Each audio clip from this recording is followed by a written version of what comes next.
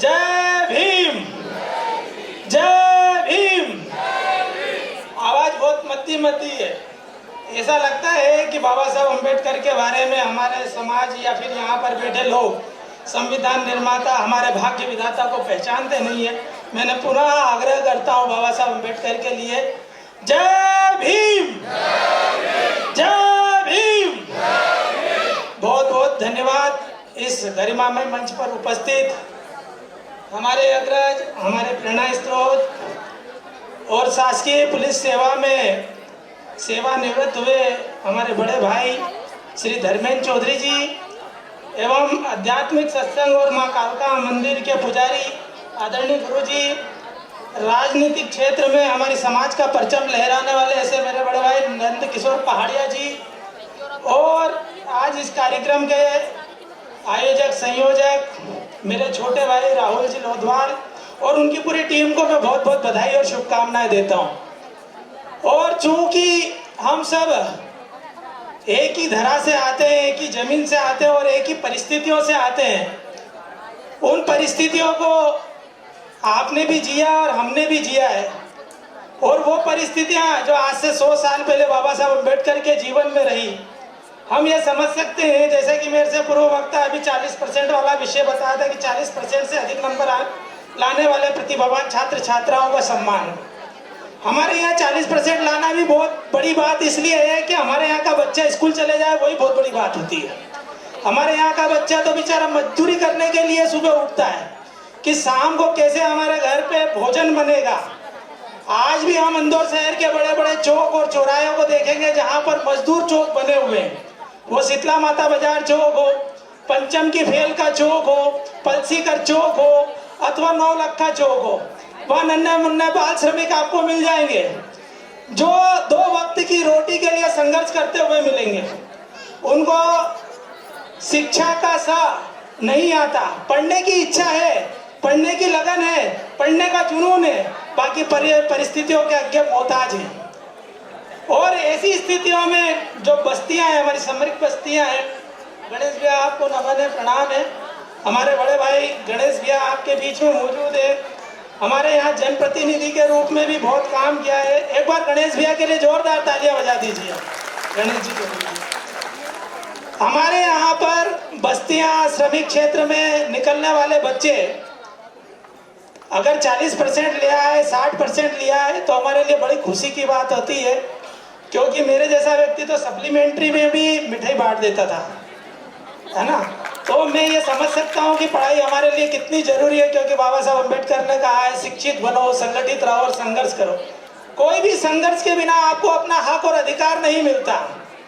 और संघर्ष तब तक आप विजय श्री नहीं हासिल कर सकते हैं तब तक आपके पास संगठन नहीं हो, और आपका मजबूत संगठन तब तक नहीं बन सकता जब तक आप शिक्षित नहीं हो। आपकी शिक्षा ही आपको संगठित कर सकती है और आपका संगठन ही आपके हक और अधिकार दिला सकता है। बिना शिक्षा के आप अपने जीवन का उद्धार नहीं कर सकते, अपने समाज की और अपने परिवार की तरक्की भी नहीं कर सकते। ये प्रोत्साहन जो है, ये प्रशस्ति पत्र है, ये उन अंकों का सम्मान नहीं है, वो उन बच्चों के आत्मविश्वास का सम्मान है, उनके जुनून का सम्मान है, उनकी लगन का सम्मान है, जो बहुत कुछ करना चाहते हैं अपने जीवन में, बनना चाहते हैं। कोई अटल बिहारी वाजपेयी जी भी बनना चाहता होगा, कोई अब्दुल कलाम भी बनना चाहता होगा, कोई लाल बहादुर शास्त्री भी बनना चाहता होगा। वैसे प्रतिभा किसी के रहम की मोहताज नहीं होती। हमने देखा है बहुत ही छोटी जगह से निकलने वाले बच्चे भी देश में नाम करते हैं, प्रदेश में नाम करते हैं। ऐसे हमारे गणेश चौधरी जी है, धर्मेंद्र चौधरी जी है, ये भी बहुत छोटी बस्तियों से निकले और IPS बने। तो ये कहीं ना कहीं हमारे बच्चों के लिए प्रेरणा स्रोत है, मेरे लिए भी प्रेरणा स्रोत है। ये बात अलग है कि मैं बहुत ज़्यादा वो आयु पार कर गया, तब मैं इन दोनों के बारे में जान पाया। अगर स्कूली शिक्षा के समय जान पाता तो मैं भी कहीं ना कहीं कोई अधिकारी होता, किंतु बहुत वो आयु चली गई। राजनीतिक और समाज सेवा वाले क्षेत्र में आए, जब जान पहचान कर पाए कि धर्मेंद्र भैया ने कितनी कठिनाइयों से सिविल सेवाओं में अपना प्रवेश लिया और कितनी कठिनाइयों से गणेश चौधरी जी ने जो है अपने राजनीतिक क्षेत्र में अपना परचम फहराया और समाज की बात रखने के लिए नंद किशोर पहाड़िया जी भी दिन रात लगे रहते हैं। तो हमारे लिए बड़े खुशी की बात है, बड़ी प्रसन्नता का अवसर है। मैं राहुल लोधवाल और उनकी टीम को बधाई देता हूं कि हमारे यहाँ पर जो बच्चे मेहनत कर रहे हैं, उनकी लगन और उनके आत्मविश्वास को बढ़ाने के लिए ये सुंदर आयोजन राहुल भाई और उनकी टीम ने रखा है। मैं राहुल भाई को बहुत बहुत बधाई और शुभकामनाएं देता हूँ। इस तरह का सुंदर और पवित्र आयोजन आप हर वर्ष वैसे तो करते ही हैं, लगातार और करते रहें, ताकि हमारे छात्र छात्रा और प्रतिभावान खेल और खिलाड़ी, खेल से जुड़े हुए खिलाड़ियों को भी प्रोत्साहन मिले, ताकि वो हमारे समाज का नाम देश ही नहीं, प्रदेश ही नहीं और अंतर्राष्ट्रीय स्तर पर हमारे अनुसूचित जाति वर्ग का नाम रोशन कर सके। आप सबको बहुत बहुत धन्यवाद। जय भीम, जय भारत, जय संविधान। बहुत ही अद्भुत क्षण परिवार के लिए, परिवार की बेटी के लिए।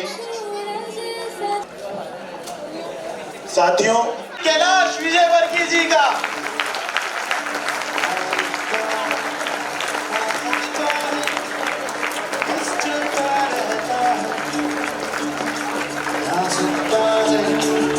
कहता है, बस करता रहता है,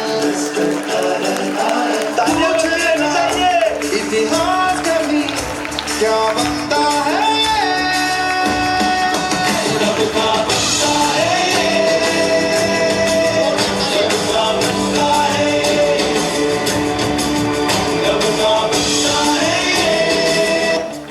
बस चलता रहता है। बहुत ही अद्भुत क्षण, बहुत ही अद्भुत पल संस्था स्प्रेडिंग स्माइल्स के द्वारा आयोजित प्रतिभा सम्मान समारोह में हमारे बीच मौजूद हमारे देश के यशस्वी कैलाश विजयवर्गीय जी भाई साहब का इस अभिनंदन। साथियों, बहुत सारे हीरो के बीच में जब एक छोटे से कांच के टुकड़े को रख दिया जाए तो वो भी हीरे की शोभा पा लेता है। आज मेरी हालत भी कुछ ऐसी ही है। इस मंच पर जहां तक मैं भाई साहब को जानता हूं, मैंने पढ़ा है, सुना है, मात्र 15 दिन के लिए सक्रिय राजनीति में आने का आश्वासन लेकर इस शहर में नहीं, प्रदेश में नहीं, देश में नाम गौरवान्वित करने वाले एक ऐसे नेता जो अंतिम व्यक्ति की फिक्र करते हैं और जिन्हें देखकर आप ये बिल्कुल कह सकते हैं कि कोई था जो तंग गलियों से निकला और फिर सब कुछ बदल गया। ऐसे हमारे देश के यशस्वी नेता श्री कैलाश विजयवर्गीय जी का मैं तहे दिल से स्वागत करता हूं, जिन्होंने अंतिम व्यक्ति की फिक्र करते हुए इस सामाजिक संस्था के रूप में स्थापित इस छोटे से कार्यक्रम को बहुत ही बड़ा बना दिया। बहुत बहुत आभार भाई साहब। साथियों, जब भी इस कार्यक्रम की परिकल्पना करता हूं तो याद आता है कि जब मैं छोटा था, स्कूल में था, तो जब भी यहाँ पर वार्षिकोत्सव होता था तो अंतिम पंक्ति में बैठता था सिर्फ ये सोच के कि मंच पर जो भी प्रतिभागी किसी भी तरह का पार्टिसिपेट करेगा या एक्टिविटी करेगा तो उनके मजे लेंगे, उनमें खामियां निकालेंगे और हंसेंगे। लेकिन जब धीरे धीरे बढ़ते गए तो समझ में आया कि यहाँ पर जो व्यक्ति आते हैं और सम्मानित होते हैं उनमें कुछ अलग बात है जो शायद हम में नहीं, इसलिए हम अंतिम पंक्ति में हैं। बहुत प्रयास किया है कि कैसे प्रथम पंक्ति में हमें वो स्थान मिलेगा, लेकिन हर जगह हमें शोषित किया गया सिर्फ ये बताते हुए कि आप डिजर्विंग नहीं हैं।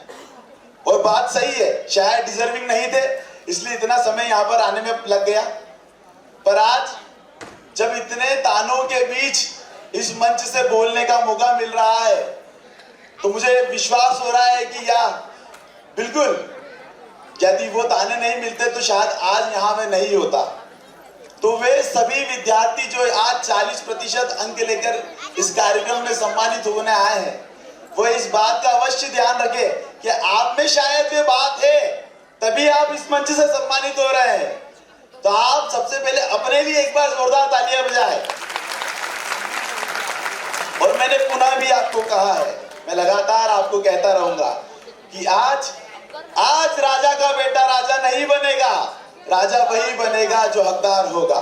और आप सभी हकदार हैं भाई साहब, क्योंकि मेरा निवास भी पंचम की फेल में है तो मैंने वो भावनाओं को फील किया है।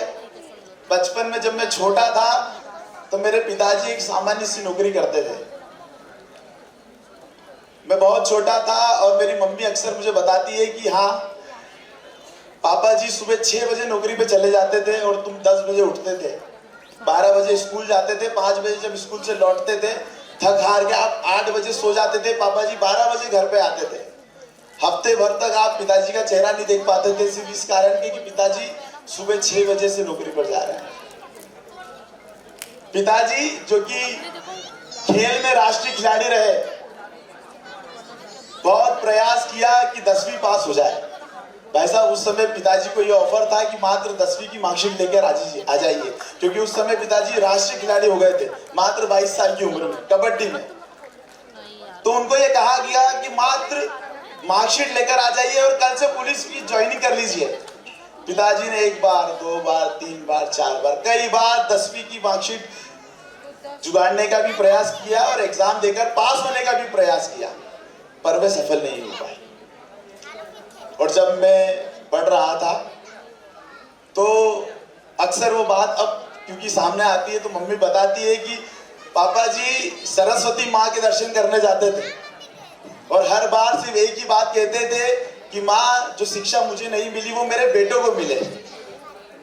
और मैं मेरे पिताजी का तहे दिल से धन्यवाद देना चाहूँगा और उनसे भी ज़्यादा मैं मेरी माँ का धन्यवाद देना चाहूँगा, जिन्होंने पापा की अनुपस्थिति में भी मुझे मार के डांट के इस लायक बना दिया कि आज मैं आपके बोलने लायक हो चुका हूँ।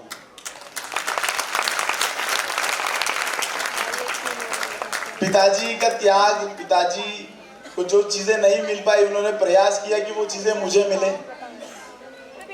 और मैं पहला व्यक्ति बना जो अपने परिवार में अपने समाज में ना सिर्फ 10th पास हुआ 12th पास हुआ, जबकि आज 4 डिग्री मेरे पास है। और मैं खुद को बहुत गौरवान्वित महसूस करता हूँ कि मेरे पिताजी ने कभी भी मुझे पढ़ाई के लिए नहीं रोका।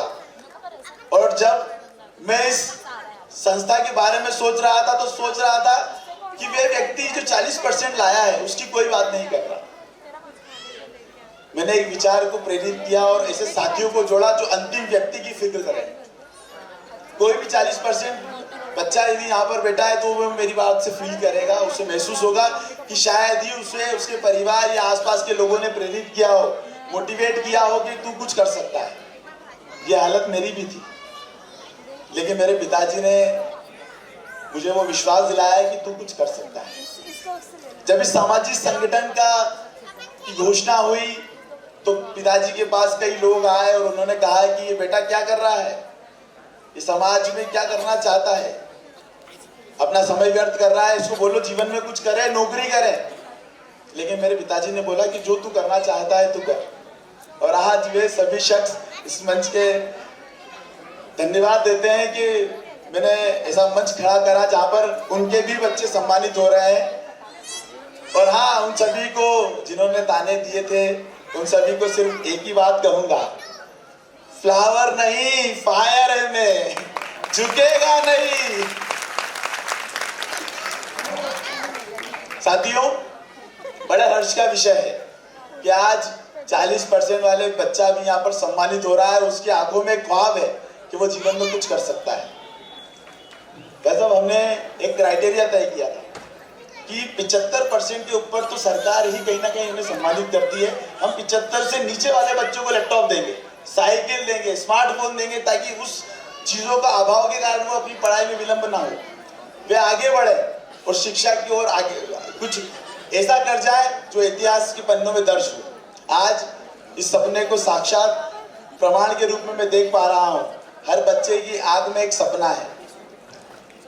मेरा ज्यादा बोलना यहाँ पर फिजूल होगा, क्योंकि आप सभी के मुस्कुराते हुए चेहरे में फील कर रहा हूँ और मुझे लग रहा है कि मैं सही दिशा में हूँ।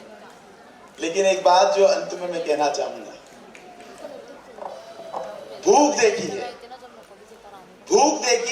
है तिरस्कार करती आंखें, कदमों से चल चल के रास्तों को नाम बदलते देखा है, अपने टूटे हुए स्वाभिमान के साथ खुद को काम बदलते देखा है। देखिए, ना उम्मीदी अपमान देखा है, ना चाहते हुए भी माँ बाप का झुकता आत्मसम्मान देखा है। सपनों को टूटते देखा है, अपनों को छूटते देखा है। हालात की बंजर जमीन फाड़ कर निकला हूं, हालात की बंजर जमीन फाड़ कर निकला हूं। बेफिक्र रहिए, मैं शोहरत की धूप में नहीं जलूंगा। आप बस साथ बनाए रखिएगा, अभी तो मैं लंबा चलूंगा। बहुत बहुत धन्यवाद।